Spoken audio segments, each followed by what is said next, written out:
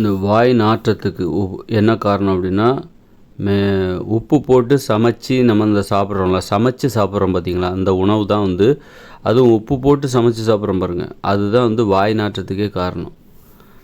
அதனால் வந்து இந்த உணவிலிருந்து நாம் தப்ப வேண்டும். ஏற்கனவே நான் என்ன சொன்னேன் அப்படின்னா, வாயை வந்து வாய்வழி சுவாசம் என்பது கூடாது. வாய் நாற்றத்துக்கு இன்னொரு காரணம் வாய்வழி சுவாசம், வாய் வழியாக சுவாசிப்பது. இப்போ ஓடுறாங்க, நடக்கிறாங்க, உடல் உழைப்பில் ஈடுபடும்போது வாயை திறந்து வச்சுக்கிட்டே ஓடுறது, நடக்கிறது, அப்புறம் சும்மா உட்காந்துருக்கும் போதும் வாயை திறந்து வச்சுக்கிட்டே இருக்கிறது. அப்போது வாய் வழியாக ஒரு சுவாசம் நடக்கும். மூக்கு வழியாக நடக்கின்ற சுவாசம் என்பது என்ன செய்யும் அப்படின்னா, வாய் வழியாக நடக்கும். வாய்வழி சுவாசத்துக்கு என்ன காரணம்னா, மூக்கடைப்பு, சுவாசிப்பதில் உள்ள பிரச்சனை. மூக்கு வழியாக சுவாசிப்பதில் நமக்கு ஏதாவது பிரச்சனை இருந்துச்சுன்னா, அப்போ உடம்பு என்ன பண்ணுது, வேறு வழி இல்லாமல் வாய் வழியாக சுவாசிக்க ஆரம்பிச்சிடும்.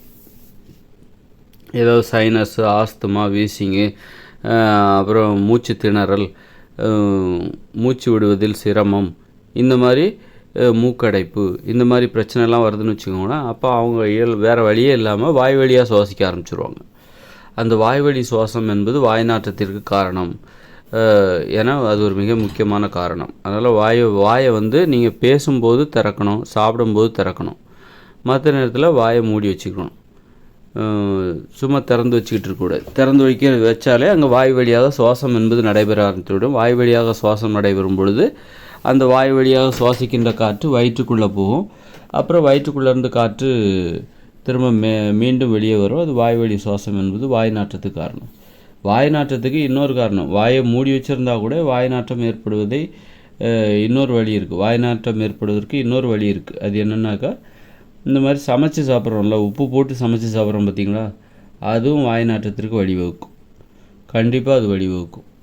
அதனால் வந்து அதை நம்ம இந்த பச்சையாக சாப்பிட்றது, பழங்கள் சாப்பிடுவது, காய்கறிகளை சாப்பிடுவது, மூலிகைகளை சாப்பிடுவது, கீரைகளை, இதெல்லாம் பச்சையாக சாப்பிட்ற வழக்கம் நமக்கு அதிகரிக்கணும். நிறைய நாம் சாப்பிடுகிற ஒரு 80% உணவுகளை நாம் பச்சையாக சாப்பிட வேண்டும். கண்டிப்பாக ஒரு 20% தான் இதை சமைச்ச உணவுகளாக இருக்க வேண்டும்.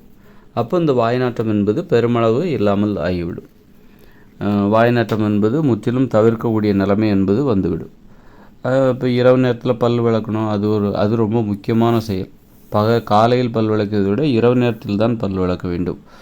அப்போ தான் வந்து இரவு நாம் தூங்கும்போது ஆரோக்கியமாக அந்த வாய்ப்பகுதி ஆரோக்கியமாக இருக்கும்.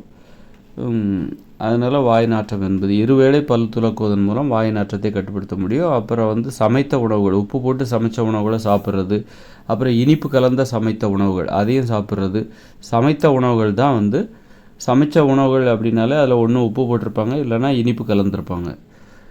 இந்த மாதிரி சமைத்த உணவுகள் அதை சாப்பிட்றது வாய் நாற்றத்துக்கு ஒரு காரணமாக இருக்கிறது. அப்புறம் வாய்வழி சுவாசம், ஆக வந்து நாம் சாப்பிடுகின்ற உணவுகளில் எந்த அளவுக்கு இயற்கை உணவுகள் அதிகரிக்குதோ அந்த அளவுக்கு இந்த வாய் நாற்றத்தை தவிர்க்க முடியும்.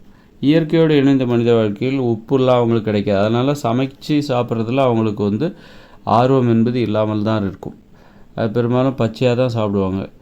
பச்சையான உணவுகள், காய்கறிகள், மூலிகைகள், கீரைகள், கிழங்குகள், இப்படி பழங்கள், இப்படி பெரும்பாலும் பச்சையாக சாப்பிட்றதுனால அவங்களுக்கு வாய் நாற்றம் என்பது ஏற்படுவதற்கு வாய்ப்பு இல்லை என்பது தான் உண்மை.